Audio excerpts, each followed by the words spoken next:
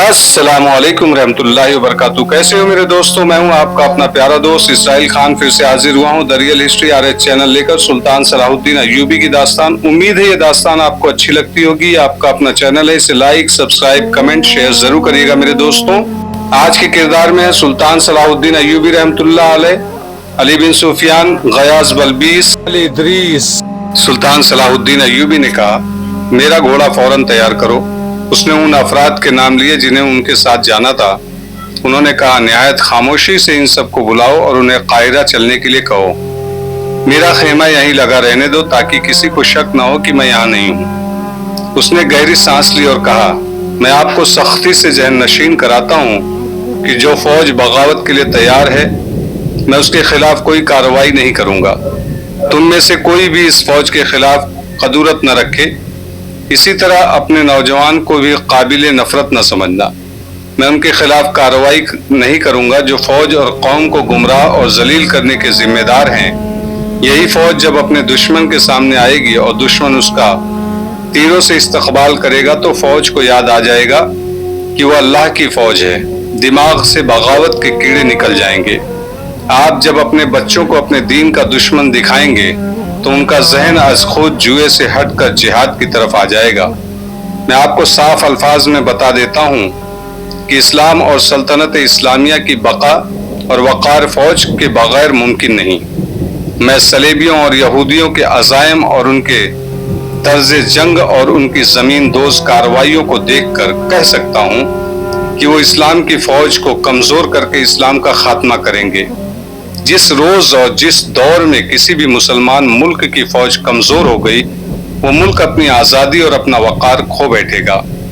किसी भी दौर में कोई मुसलमान ममलकत मजबूत और बावकार फौज के बगैर जिंदा नहीं रह सकेगी। हमारा आज का गलत इक़दाम इस्लाम के मुस्तक़बिल को तारीक कर देगा।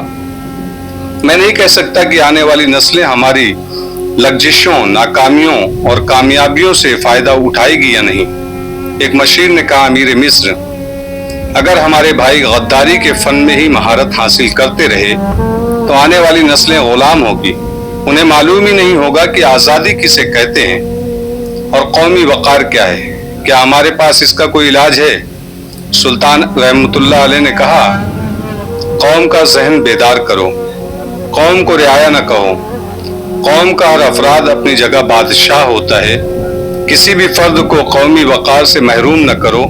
हमारे उमरा और हाकिमों चूंकि बादशाह और खलीफा बनने का जुनून सवार है, इसलिए वो कौम को रियाया बनाकर उसे अपने इख्तिदार के इस्तेहकाम के लिए इस्तेमाल करना चाहते हैं। याद रखो, कौम जिस्मों का मजमुआ नहीं जिसे तुम मवेशियों की तरह हाँकते फिरो। कौम में दिमाग भी है, रूह भी है और कौमी वक़ार भी है। कौम की इन खूबियों को उभारो ताकि कौम खुद सोचे कि अच्छा क्या है और बुरा क्या है, अच्छा कौन है और बुरा कौन है।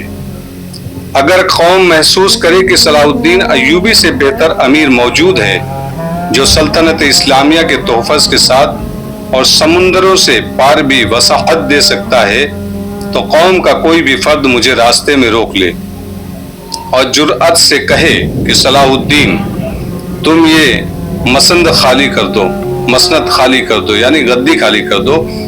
हमने तुमसे बेहतर आदमी ढूंढ लिया है। कौम में ये सोच भी हो और जुरात भी और मुझ में फिरौनियत ना हो कि अपने खिलाफ बात करने वाले की गर्दन मार दूं। मुझे यही खतरा नजर आ रहा है कि मिल्लत इस्लामिया ऐसे ही फिरौनों की नजर हो जाएगी। कौम को रियाया और मवेशी बना दिया जाएगा। फिर मुसलमान नहीं रहेंगे या बराए नाम मुसलमान होंगे।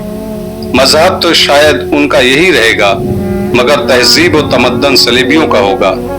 इतने में एक मुहाफिज ने अंदर आकर बताया कि घोड़ा तैयार है और जिन 3-4 नायब सालारों को बुलाया गया था वो भी आ गए हैं। सुल्तान अय्यूबी ने अपने साथ 4 मुहाफिज लिए। बाकी मुहाफिज दस्ते से कहा कि वो उसके खाली खेमे पर पहरा देते रहें और किसी को पता न चलने दे कि वो यहाँ नहीं है। उसने अपने साथ जाने वाले अमले से कहा कि वो खामोशी से फला जगह पहुंच जाएं और उनसे आ मिलेगा। उन्होंने अपना मकाम जहां पर रुकना था मुकर्रर किया और बाहर निकल गए। सेहरा तारीख था। 14 घोड़े सर पर दौड़े जा रहे थे। सलाहुद्दीन अय्यूबी तारीखी छटने से पहले काहिरा पहुंच जाना चाहते थे।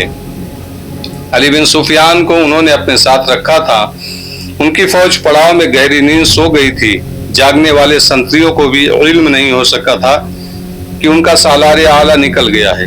قاہرہ والوں کو تو وہم و گمان بھی نہیں آ سکتا تھا کہ سلطان ایوبی مصر میں داخل ہو چکا ہے۔ رات کا پہلا پہر تھا جب سلطان ایوبی قافلہ قاہرہ میں داخل ہوا۔ اسے کسی سنتری نے نہ روکا، وہاں کوئی سنتری تھا ہی نہیں۔ سلطان ایوبی نے اپنے ساتھیوں سے کہا، یہ ہے بغاوت کی ابتدا۔ شہر میں کوئی سنتری نہیں، فوج سوئی ہوئی ہے، بے پرواہ، بے نیاز، حالانکہ ہم دو محاذ پر لڑ رہے ہیں اور دشمن کے حملے کا خطرہ ہر لمحہ موجود ہے۔ اپنے ٹھکانے پر پہنچتے ہی ایک لمحہ آرام کیے بغیر انہوں نے مصر کے قائم مقام سالار اعلیٰ کو بلایا۔ الادریس کو بھی بلا لیا، جس کے دونوں جوان بیٹوں کو غداروں نے دھوکے میں ایک دوسرے کے ہاتھوں قتل کرا دیا تھا۔ بمقام سالار اعلیٰ سلطان ایوبی کو دیکھ کر گھبرا گیا۔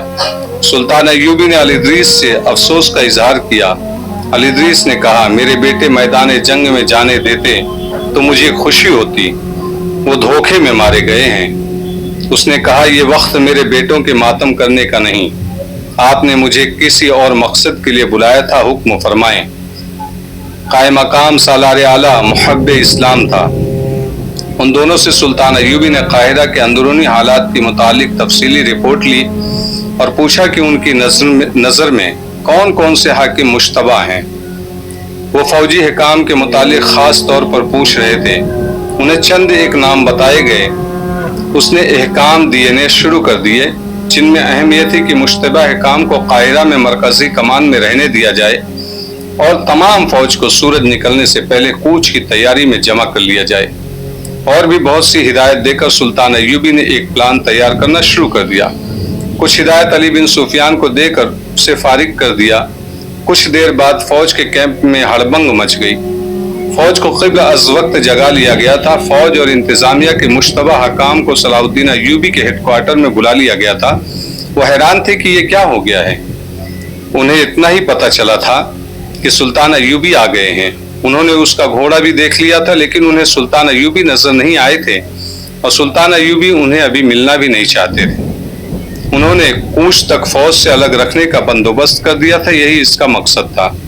ابھی صبح کی روشنی صاف نہیں ہوئی تھی۔ فوج ترتیب سے کھڑی کر دی گئی۔ پیادوں اور سواروں کے صفوں کو پیچھے رسد اور دیگر سامان سے لدے ہوئے اونٹ تھے۔ سلطان ایوبی نے فوج کو یہ ٹریننگ خاص طور پر دی تھی کہ جب بھی فوج کو کوچ کا حکم ملے، فوج 1 گھنٹے کے اندر اندر بامِ رسد اور دیگر سامان کے قافلے کے ساتھ تیار ہو جائے۔ اسی ٹریننگ اور مشق کا کرشمہ تھا کہ فوج طلوع صبح کے ساتھ ہی کوچ کے لیے تیار ہو گئی تھی۔ سلطان ایوبی اپنے گھوڑے پر سوار ہو گئے۔ اس کے ساتھ مصر کا قائم مقام سالار اعلیٰ بھی تھا۔ سلطان ایوبی نے فوج کو ایک نظر دیکھا اور ایک صف کے سامنے سے گزرنے لگے۔ ان کے چہرے پر مسکراہٹ تھی اور ان کے منہ سے بار بار یہ الفاظ نکلتے تھے، آفرین، صد آفرین، اسلام کے پاسبانوں، تم پر اللہ کی رحمت ہو۔ صلاح الدین ایوبی کی شخصیت کا اپنا ایک اثر تھا جسے ہر ایک سپاہی محسوس کر رہا تھا۔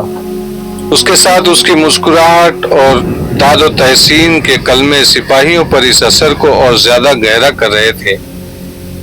امیر اور سالار اعلیٰ کا سپاہیوں کے اتنے قریب جانا ہی کافی تھا۔ تمام فوج کا معائنہ کر کے سلطان ایوبی نے مکمل طور پر بلند آواز سے فوج سے خطاب کیا۔ اس وقت کی تحریروں میں ان کے جو الفاظ محفوظ ملتے ہیں وہ کچھ اس طرح تھے، اللہ کے نام پر کٹ مرنے والے مجاہدوں، اسلام کے نام لیوا تمہاری تلواروں کو پکار رہی ہیں۔ تم نے شوبک کا مضبوط قلعہ جو کفر کا سب سے زیادہ مضبوط مورچہ تھا، ریت کا ٹیلا سمجھ کر توڑ ڈالا تھا۔ تم نے صلیبیوں کو صحراؤں میں بکھیر کر مارا اور جنت الفردوس میں جگہ بنا لی ہے۔ تمہارے ساتھی، تمہارے عزیز دوست تمہارے سامنے شہید ہوئے، تم نے انہیں اپنے ہاتھوں دفن کیا۔ ان چھاپا مار شہیدوں کو یاد کرو جو دشمن کی صفوں کے پیچھے جا کر شہید ہوئے۔ تم ان کا جنازہ نہ پڑھ سکے، ان کی لاشیں بھی نہ دیکھ سکے۔ تم تصور کر سکتے ہو کہ دشمن نے ان کی لاشوں کے ساتھ کیا سلوک کیا ہوگا۔ شہیدوں کے یتیم بچوں کو یاد کرو، ان کی بیویوں کو یاد کرو جن کے سہاگ خدا کے نام پر قربان ہو گئے ہیں۔ آج شہیدوں کی روحیں تمہیں للکار رہی ہیں، پکار رہی ہیں، تمہاری غیرت کو اور تمہاری مردانگی کو پکار رہی ہیں۔ دشمن نے کرک کے قلعے کو اتنا مضبوط کر لیا ہے کہ تمہارے کئی ساتھی دیوار سے پھینکی ہوئی آگ میں جل گئے ہیں۔ تم اگر وہ منظر دیکھتے تو سر کی ٹکروں سے قلعے کی دیواریں توڑ دیتے۔ وہ آگ میں جلتے رہے اور دیوار میں شگاف ڈالنے کی کوشش کرتے رہے، موت نے انہیں مہلت نہ دی۔ عظمت اسلام کے پاسبانوں، کرک کے اندر تمہاری بیٹیوں اور تمہاری بہنوں کی عصمت دری ہو رہی ہے۔ بوڑھوں سے مویشیوں کی